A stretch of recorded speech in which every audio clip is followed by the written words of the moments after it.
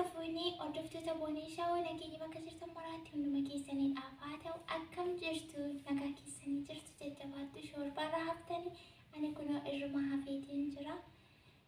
Garuu xiqqoo miira dadhabbii keessan jira baay'ee dadhabeetiin jira garuu haa ta'u kunis jira sunis jira jenneetu barbukkee deemsisaatii jirra.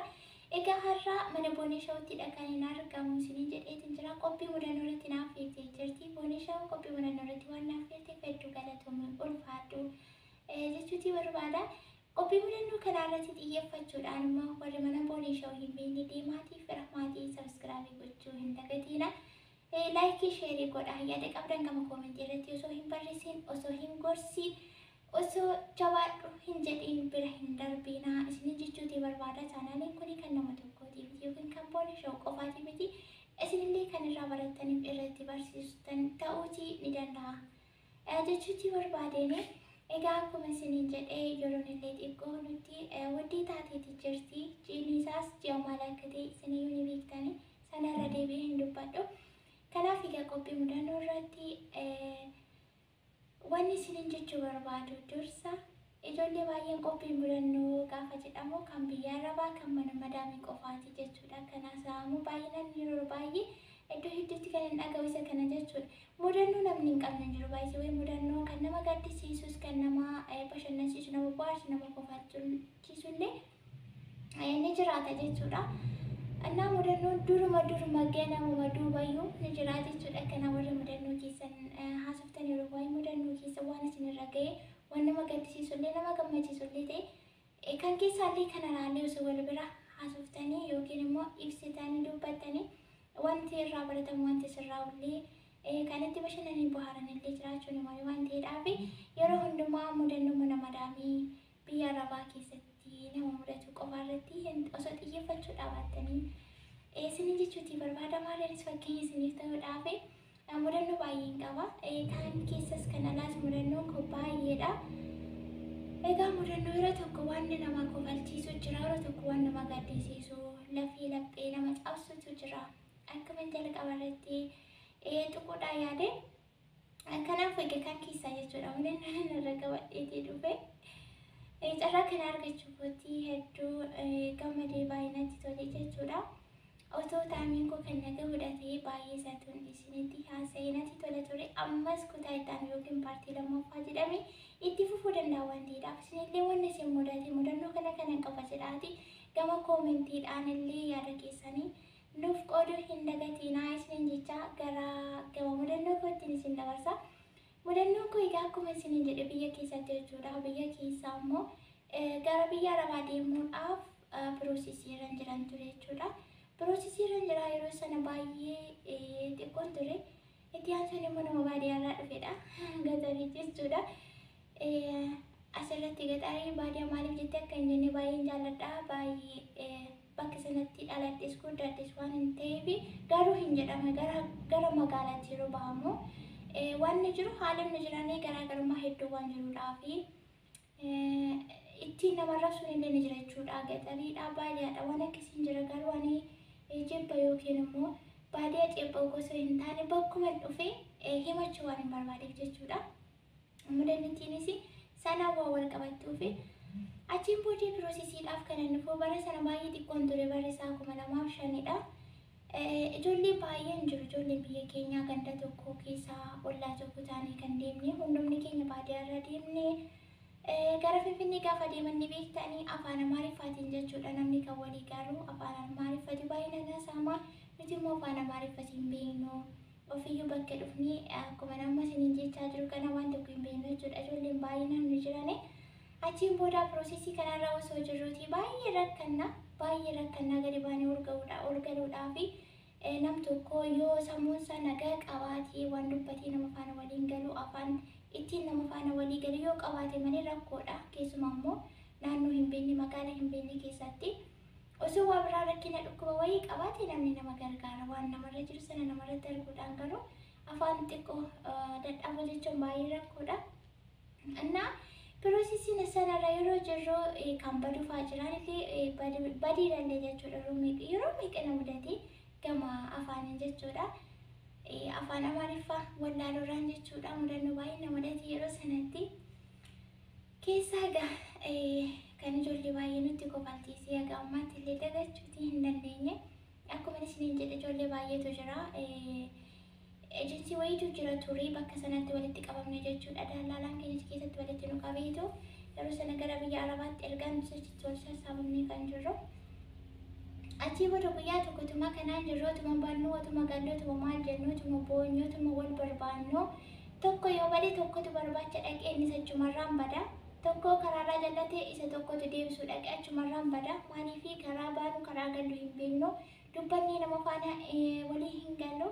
Daandiin kun gara kam geessa taaksiin kun eessatti buusaa eessaa fida eessa jennee taaksii qabannaa kan jedhu baay'ee nu rakkisaa ture jechuudha yeroo sana. Dallaalaan sun yeroo sana seeraan ala jechuudha kan inni hojjetu seeraan ala hojjetaa badaan faana hin socho'u biyya faa taa'eetu biyya bakka jiraatu bakka jireenya isaa taa'eetu bilbilaan nu hordofa bakka kana deemaa akkas jedhaa deemaatii nuun jedha. Nuuf garuu waan suni baay'ee ulfaataa ture. Achiin booddee guyyaa tokko guyyaan isa jimaata jechuudha. Jimaatadha. Maallaqa yookaan qarshii walitti buufanneetu wanta nyaatamu yookiin wanta nu barbaachisu hundumaa misaa qursii meeksisa siiraati waan akkasii hojjetanna jechuudha. Warri beektan warra hin beekneef immoo egaa asumarraan ni bartu jedhee yaada. Achiin booda asuma maallaqa keenya walitti buufannee kanaan jirruuti. Mucayyoon tokko jirti. Anaaf isheen haga tokko xiqqoo dhageenya afaan kana jechuudha. Ni dhageenya garuu itti deebisuu hin dandeenyu. Dhaga'uun maal godhe yoo itti deebisan malee xiqqoo harki dhibba keessa persentii tokko yoo baay'ate kan nuti dhageenyu. Warra kaanirra hamma tokko maan jennu fooyyee qabnasa jedhuuf. Achiin booda guyyaa tokko qarshii kana walitti buufni 150 qarshii 150 ijoolleen jiranii ijoollee gara 15 oliiti. Hundumtu bokkuma tokko dhufe. Bakki isaa biyya akkasirra isiniin hin jedhu. Achiin booda qarshii kana birrii 150 sana walitti buufannee qarshiin 150 kun sukkaaraa fi qixal shayii akkasumas immoo daabboo kan bitu jechuudha. Ganamadha guyyaan isaa jimaata. Achiin booda anaa fi mucayyittii ishee tokko anarraa xiqqoo dhageessu sana isin lamaan dhaqaatii nu bitaa malee nuti deemnee waan binnu qabnu namni nuti kolfii maalidha jedhanii onuun nu filatani jechuudha. Deemaatii suuqarraa kana nu bitaa jedhanii. Bakki daabboon itti bitamu immoo daabboon kan suuqirraa gurguramuu fi daabboo wayii tokko immoo jirti ambaashaa waan akka bixxillee wayiidha. Baay'ee mi'aa ambaashitti. Ganama jechuudha ambaashaan suni magaalaa Finfinnee keessa deemamee kan gurguramu kan suuqirraa yeroo hundumaa ni jira garuu garaagarummaa qaba. Ambaashaan xiqqishuun suni waan akkas kibbii wayiiti tokko ishee birrii tokkoon bitamti baay'ee midhoofti jechuudha ambaashittiin. Achi booddee qarshii keenya kana 150 kana fudhannee maal bituuf dabbaanii akkuma isiniin jedhe qixal shayii fi sukkaara ambaashaa sana bituudhaaf namoonni jiran nama 15 ol walumaa gala naannoo nama 17 taana. Kanatu qarshii 150 kana walitti buufate jechuudha. Daabbittiin amma isiniin jedhu ambaashittiin sun immoo ganama malee hin argamtu dhumti daftee ganama fiduu bakka sana deemnee ganama namni deemee hin bitanne hin dhuma jechuudha ambaashaan suni. Achii booda gara ambaashaa sana deemuudhaaf isin ariifannaa daabboo noormaalii suuqirra yoo binnee galle kan hin barbaannu kanatti isin ergine nuti kan biraa bitaa jenne malee jedhu. Anumaaf isheedhaan asiifachi oofuuf maaliif tapha afaan hin beeknee fi nuti inuma banna garuu inuma gallas inuma bannas. Achiin booda nuti feestaalii keenya qabannee daabboo bituudhaaf fi sukkaara bituudhaaf gaafa suuqii deemnu achi keessa cirraashuma isaa unuma waliin kan walii galuu hin dandeenyetti nu fide jechuudha. Afaan Amaariffaa bicha kan isheen dandeessu dubartiidha sukkaararraa bituu yoo deemnu afaan Amaariffa malee waa tokko warri kaan nu baranii nu milikitatanii warri safara nuti jirurraa suuqii qaban nu milikitatanii waan nuti jennu amma tokko yoo hin galaafe jechuudha. Ake tokko nuti deebisuudhaan danuu waan nuti jennu hin galaafe ake tokko nu hubatu jechuudha. Achiin booda isheen kun waama tokko iyyuu hin beektu dhugaa rabbi salphina akkasii rabbi namaa walchu maal barbaadu sukkaara bichaa beekna. Sukkaara immoo kiiloon tokko sana akka ammaa kana miti barisaa bara 2005 isiniin jedheera kiiloon tokko birrii 29 jechuudha birrii 100. Esooni birrii 29 jechuudha kiiloon tokko. Achii booda maal nu gooti? Wayi sukkaara dhiisnee hin deemnu, wayi suuqii namarraa achi hin deemnu achuma dhaabanna. Achi booda waan gootu dhabdee sukkaara kiiloo 5 safartii jechuudha. Birriin kan walitti qabame kan daabboo bitu, kan qixarshee fi sukkaara bitu. Mee har'a kiiloo 5 binni sukkaara maalitti goonare? Sukkaara kiiloo 5 birrii kiiloon tokko 29 birrii meeqa dhufa?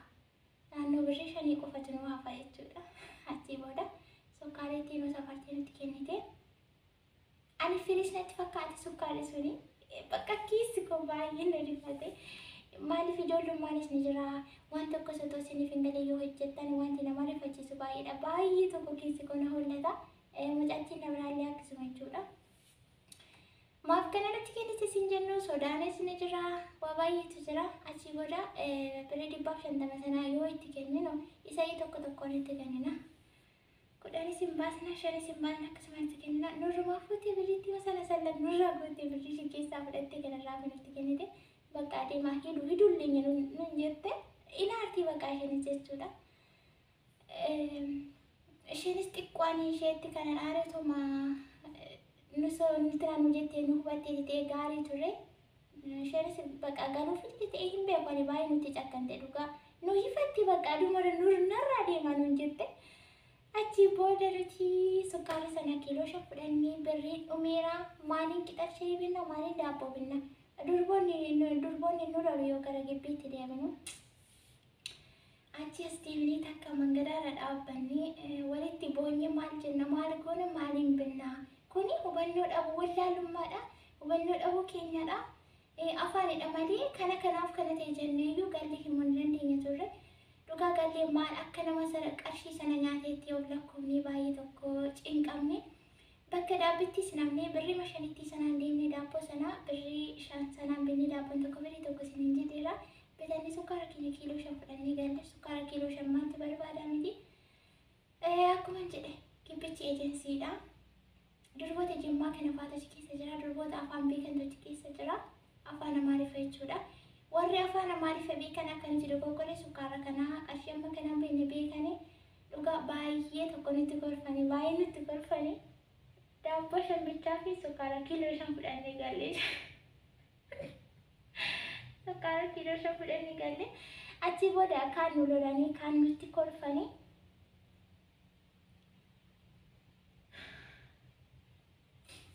Dhugaa baay'ee tokko nama kofalchiisa jechuudha. Baay'ee nama kofalchiisa. Caalaa tana kan na kofalchiisee mucattii sana faana karaarra dhaabbanne maal jenneetu itti deebinee gaallaa kan jedhu walitti boonye isaantu hamma yeroo deebisee yaadu baay'ee na kofalchiisee isin jedha.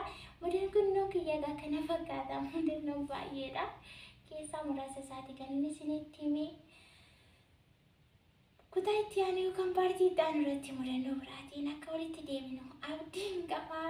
Warra nuti akka kootii mudannoo qabdanis bilis mudannoo keessan nuuf qooda. Mudannoon nama bohaarsaa namni sirraatii barata. Walumaa galatti mudannoon kun afaan irratti kan xiyyeeffatu jechuudha.